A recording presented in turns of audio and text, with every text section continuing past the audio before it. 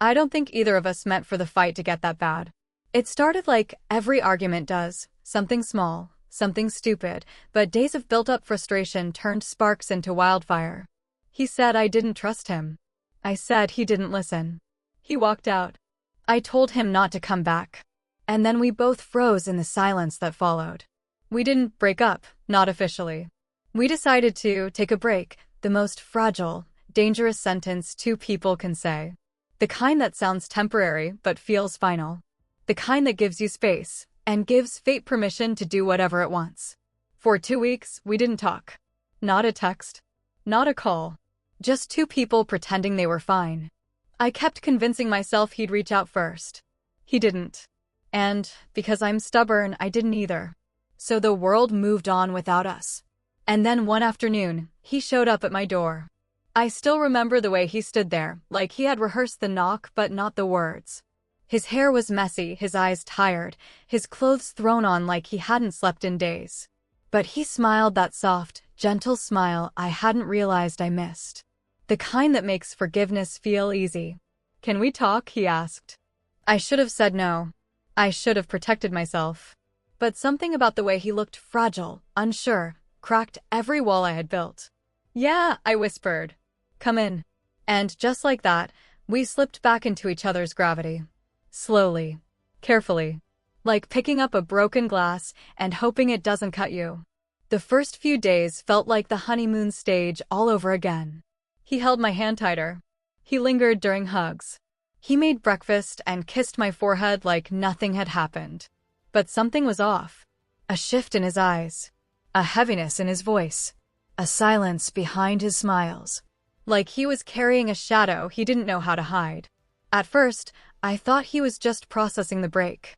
But the more time we spent together, the clearer it became. He wasn't distant. He was worried. Sometimes I'd catch him staring at his phone like it had a heartbeat. Other times he'd step out to take a quick call and come back pale and shaky. And once, just once, I heard a baby crying in the background before he slammed the door shut. That night, I told myself it was a TV or a neighbor or my imagination. Because the alternative was impossible. I didn't know it yet, but our break had consequences neither of us were prepared for. And the truth that would break both of us, was already on its way to my doorstep. The uneasiness didn't go away. If anything, it grew sharper, like standing in a room where something buzzes just slightly out of hearing range. You sense it before you understand it. He kept trying to be present with me, but his mind was somewhere else. Somewhere heavy. One night we were watching a movie, my legs stretched across his lap the way they always used to be. The room was dim, warm, peaceful, the kind of peace we hadn't had in months. I remember thinking, maybe we're going to be okay. Maybe this break wasn't the end, just a stumble. Then his phone buzzed. He froze. Not the normal, "should I check that?" kind of pause, but the full, stiff, guilty halt of someone who just got caught. He grabbed the phone so fast my leg slid off his lap. "I'll be right back," he said, already halfway to the balcony. The door shut behind him. I muted the movie. His voice was low, rushed. Urgent. I couldn't make out words, just a tone that carried panic. And then, faintly, I heard it. A soft wail. High-pitched. Brief. A baby. This time I knew I wasn't imagining it. He came back in pretending nothing happened, smiling too hard, sitting too close, overcompensating like someone trying to outrun a storm they know will catch up eventually. But I never said anything. Maybe I was scared of the answer. Maybe I didn't want to ruin the fragile peace we had rebuilt. Maybe I hoped he'd tell me himself. Days passed, and the signs kept multiplying. He canceled a date because of an appointment. He sent long voice notes late at night. He showered with his phone in the bathroom. He flinched when I leaned near his messages. He looked exhausted every morning. At this point, if he had been cheating, I think I would have handled it better. Cheating I could understand. This was different. This felt like a secret wrapped in fear. Then it happened. He left his phone charging on my counter while he ran downstairs to get food we'd ordered. It vibrated. Once. Twice. Then again. Normally, I'd never touch someone's phone. I hate the idea. But this wasn't curiosity, this was survival. Something in my life was changing, and I needed to know what. And fate, being dramatic as always, didn't even make me open it. The notification preview was enough. Your appointment in the maternity wing has been confirmed. Baby discharged tomorrow morning. My heart slammed into my ribs. Maternity. Baby. Discharged. The world tilted. He walked in seconds later holding takeout bags, smiling like everything was normal, like my entire reality hadn't just split open. I didn't confront him. I didn't scream. I didn't accuse. I just stared at him. Stared at the man I loved. Stared at the liar who looked back at me like he still deserved my trust. And he knew. The way my eyes locked on him, he knew I knew. His smile fell. The bags slipped from his hands. He whispered my name like a prayer and a confession. I can explain. But explanations wouldn't change the truth. During our break, he hadn't just been with someone else. He created a life. And I had no idea that tomorrow I'd be meeting the proof. I didn't sleep that night. Every time I shut my eyes, the words on his notification burned behind them. Maternity wing. Baby. Discharged. He spent the night pacing my living room, running his hands through his hair, starting sentences he couldn't finish. Just let me explain. It isn't what you think. I didn't want to hurt you. Every line tasted like panic and guilt. By sunrise, I wasn't even angry anymore. I was numb. Like my emotions had packed their bags and left me to deal with the wreckage alone. Around 10 a.m., he finally whispered, "Can I show you?" I don't know why I said yes. Curiosity? Closure? Self-destruction? Maybe a little of all three. He drove us in complete silence. His hands shook on the steering wheel. Every few minutes, he'd glance at me, like checking to see if I'd bolt. When we pulled into the parking lot, I didn't need a sign to know where we were. The hospital. I stayed behind him, walking like a ghost. He checked in with the receptionist, who smiled at him in that familiar way, the way nurses smile at new parents. My chest tightened. We took the elevator up. 4th floor. Maternity. The doors opened to soft pastels, quiet hallways, and the faint distant sound of newborn cries. He led me to a room. Room 412. He hesitated before touching the door handle. Not out of fear, out of reverence. Before we go in, he whispered, voice unsteady. I swear I didn't know she was pregnant until 2 weeks ago. She contacted me right before giving birth. And then she left. She didn't want him. She signed everything over. If I didn't take him, he was going to foster care. I didn't tell you because I knew this would break you. I didn't answer. I couldn't. He opened the door. And my world slowed. A nurse stood beside a tiny hospital bassinet, the smallest thing I'd ever seen. Inside it was a baby wrapped in a mint green blanket, sleeping softly, his chest rising and falling like a fragile rhythm. I stepped closer. He had dark hair, little curled fists, soft pink cheeks, a button nose. He looked nothing like the drama that brought him here. He looked innocent. He's beautiful, I whispered before I could stop myself. My voice cracked, and that's when everything inside me began tearing, all the anger, all the confusion, all the heartbreak, fighting against the sight of a helpless child who didn't ask to be born into chaos. The nurse smiled. He's been waiting for his dad. His dad. I glanced at him. He wasn't looking at me. He was looking at the baby with a softness I'd never seen before, terrified, overwhelmed, and so in love it hurt to watch. He reached into the bassinet with shaking hands and lifted the baby against his chest.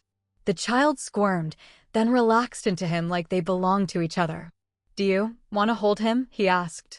The question felt like a knife. Because yes, a part of me did. And another part wanted to run. I shook my head. I can't. Not yet. Something in his face broke, not disappointment, but understanding. The nurse handed him discharge papers. "This is your copy, Dad. Congratulations."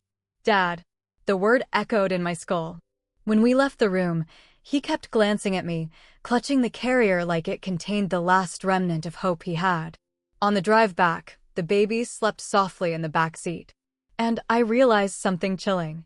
A break was supposed to pause a relationship, not change the entire shape of it. We weren't the same two people anymore. He wasn't just someone's boyfriend now. He was someone's father. And I had no idea if I was strong enough to stay. When we got back to his apartment, everything felt smaller. Not physically, emotionally. Like the walls had moved closer, like the air had thickened, like I had stepped into a life that wasn't mine. He placed the baby's carrier gently on the couch, kneeling beside it like he was afraid the slightest movement would shatter something. And maybe it would. Maybe everything already had. I stood by the door, frozen. He unbuckled the tiny straps and lifted the baby out carefully, awkwardly, like someone still learning how to hold something breakable. For a moment, I just watched. I watched him sway gently from foot to foot. I watched the baby blink awake and stare at him with those big, dark eyes. I watched him whisper, "It's okay, buddy. I've got you," like a promise sealed in breath.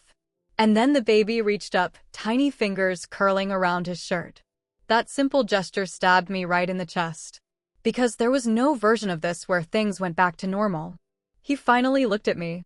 "You can sit. You don't have to stand there." I stepped forward slowly, cautiously, like the floor might crack. He sat on the couch, still holding the baby, and the room filled with an uncomfortable silence. A silence too heavy for strangers, too intimate for lovers. I swallowed. "So, what now?" He let out a shaky breath. "I don't know. I'm trying to figure it out as I go. And us." I hated how small my voice sounded. He closed his eyes, not out of annoyance, but pain. "I want us." "I do. I never stopped wanting us." His words were warm, but the baby between us made them feel cold. "How long were you going to hide this?" I asked. Not yelling, not accusing, just tired. He looked down at the baby instead of at me. "I was scared you'd leave before I even had the chance to explain." I nodded slowly. Keeping a secret like this is the exact thing that makes someone leave. He winced. The baby fussed, a soft whimper, and he immediately shifted, rocking him instinctively. For some reason, that hurt the most. He was already a father. Already stepping into a role I had no place in. "I'm trying," he whispered, voice cracking. "I didn't ask for this. I didn't want this. But I can't abandon him. I can't." "I'm not asking you to," I said quietly. He finally met my eyes. And for the first time, I saw real fear in them. The kind of fear that comes when someone realizes they're standing at the edge of two lives, and choosing one might mean losing the other. "You're overwhelmed," he whispered. "Yes." "You're hurt." "Yes." "You don't know if you can do this." My throat tightened. "Yes." A silence stretched between us, a thin, fragile thread. The baby suddenly let out a full, loud cry. Not a fussy whimper, a real, desperate cry that shook the whole room. He stood immediately, bouncing him, pacing, whispering soothing nonsense. I just watched, unmoving, a spectator in a life that was no longer mine. And that was the fracture. The moment the foundation cracked. Because watching him care for that child, I realized something that terrified me. I didn't know if there was room for me in this picture anymore. And maybe he didn't know either. By the time the baby calmed down, something between us had already shifted into a place we couldn't undo. "We'll figure it out," he told me softly. But deep down, we both knew the truth. Some things weren't meant to be figured out. Some things were meant to fall apart. I wish I could say things got better after that day. That I adjusted. That we found a rhythm. That loving him was enough to make me stay steady in a life that suddenly had a third heartbeat in it. But the truth? Everything just kept getting heavier. The baby moved in with him full-time, which meant sleepless nights, crying at 3 a.m., bottles that needed warming, diapers, pediatrician appointments, strollers that never folded correctly, laundry that multiplied like a curse. And through all of it, he tried to be strong. He tried to be everything: a partner, a father, a provider, a man who could carry the weight of two lives without breaking. But the cracks were showing. Every time I came over, he looked more exhausted. His eyes always red. His voice always hoarse. His apartment was a battlefield of baby toys, burp cloths, and unanswered responsibilities. I helped when I could. Fed the baby. Washed bottles. Folded tiny clothes that made my chest ache with every touch. But somewhere deep inside me, resentment quietly began blooming. Not at the baby, innocent, soft, unaware, but at the situation. At fate.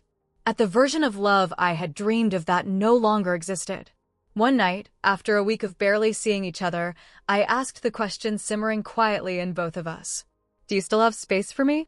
He froze. He was rocking the baby to sleep, half asleep himself, swaying like his body was on autopilot. What do you mean? He said it like he genuinely didn't know. I hated that. I hated that he couldn't see it. You're everything to him now, I whispered, nodding toward the sleeping child. You're everything he has. And I feel like I'm just someone passing through. His face tightened. He shifted the baby in his arms. Don't say that. You know that isn't true. Then tell me what my role even is. He looked at me with panic mixed with desperation. You're my girlfriend. And to him, silence. The worst answer possible. I stepped back. He stared at me, helpless, like he was trying to pick the right words out of thin air. I'm doing my best, he whispered. I know. And that's what scares me. He looked confused. Why? Because even your best can't stretch far enough for all of us. That landed. I watched the meaning hit him like a bruise forming beneath the skin. The baby stirred. He bounced him lightly. And that, somehow, hurt even more. You're asking me to choose, he said quietly. I shook my head. No. I'm telling you that you already did. His breath hitched. The room suddenly felt too full, too sharp, too loud. Then, the thing that finally shattered us. He said, maybe you just aren't ready for this. It wasn't said with malice. It wasn't meant to hurt. But it sliced straight through me. Because he was right. I wasn't ready. And we both knew. I shouldn't have to be. A tear slipped down my cheek. I didn't even bother wiping it. I love you, I whispered, but we're not the same people anymore. And I don't fit into this version of your life. He opened his mouth to argue, but the baby started crying again. Loud. Needing him. Pulling him away from me once more. He looked at me, then at the baby, then back at me. And in that moment, I saw the truth he couldn't say. He had to choose the child. And he should. I took a slow step back toward the door. He whispered my name broken, begging, but didn't follow. He couldn't. His hands were full. And I left. Do you think I made the right choice? Like and subscribe to the channel.